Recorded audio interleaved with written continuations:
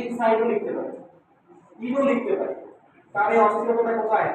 দেশের ভিতরে। একটু ভেরিয়েশন আসবে। র মানেই বারবার অর্থ না, চেষ্টা করবেন একবার অর্থ দিলে আরেকবার অন্য কিছু দেওয়া যায় কিনা। তাহলে inside the country,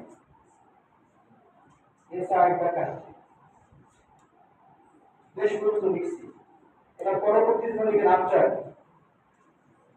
after the government, after the mass movement, after the mass movement.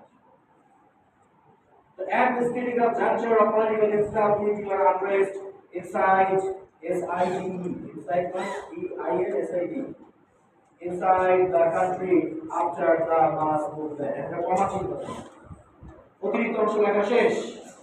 এবার আমার সাবজেক্ট জন্য গিয়েছিল ভাই দেশের তরুণ সমাজ। তাহলে the country's youth, ওই যে কান্ট্রি লেখার পর অ্যাপোস্ট্রফি দিয়ে এস, দেশে the country's youth, দেশের তরুণ সমাজ। আমি কি বললাম the country's youth। এবার ভার্ব আসে, ভার্ব জন্য কি আছে? আচ্ছা, যারা নির্বাচিত করেন তিনি কি বেঁচে আছেন না মারা গেছেন? ক্ষমতায় আছেন নাকি নাই? নির্বাচন করছে গত জুলাইয়ে, বাট তার ফল এখনো হারাই গেছে নাকি বর্তমান? ঘটনা আগে ঘটলো, ফল বর্তমান, নাম টেন্স, প্রেজেন্ট পারফেক্ট টেন্স।